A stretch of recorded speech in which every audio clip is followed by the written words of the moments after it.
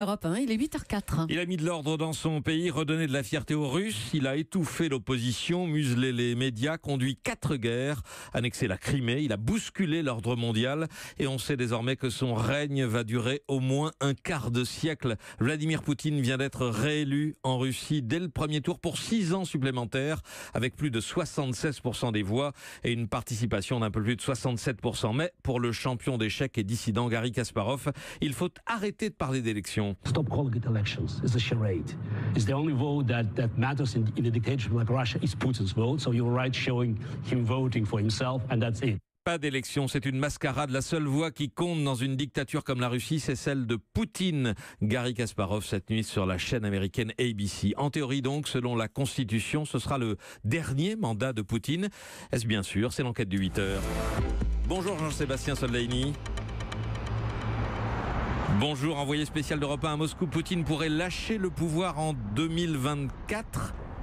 Eh bien, c'est ce qu'il laisse entendre à son entourage, mais il sait que de nombreux problèmes se posent. Le premier, c'est la bataille d'héritage qui se profile s'il s'en va purement et simplement en 2024. S'il désigne un successeur, il a 6 ans pour le former. C'est court parce qu'une seule personne doit apprendre à gérer tous les pouvoirs concentrés aujourd'hui entre les mains de Vladimir Poutine. Mais le problème majeur, c'est ce qu'Alla Chevelkina, observatrice de la vie politique russe, appelle le Poutine collectif. C'est-à-dire Poutine et son entourage très proche.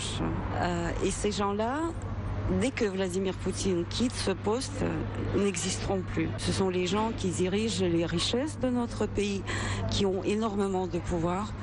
Sans Vladimir Poutine, ils ne sont rien. Il risque de faire pression sur le maître du Kremlin pour qu'il s'accroche au pouvoir. Pourquoi pas en créant une nouvelle institution taillée sur mesure, une sorte de guide suprême. Mais ne peut-on pas imaginer que l'opposition profite de ce dernier mandat pour s'organiser sérieusement ? Vu les résultats d'hier soir, très peu probable. Tous les candidats qui s'opposaient à Vladimir Poutine cumulent 25% des suffrages et personne ne veut d'alliance. Quant à l'opposant exclu de ce scrutin, Alexeï Navalny, s'il apparaît sérieux, il commence à subir des critiques qualifiées de petit Poutine pour son caractère autoritaire. Et la population ne peut pas réagir d'elle-même ? D'un côté, vous avez la génération URSS. Elle a la peur ancrée au plus profond d'elle-même par le régime soviétique.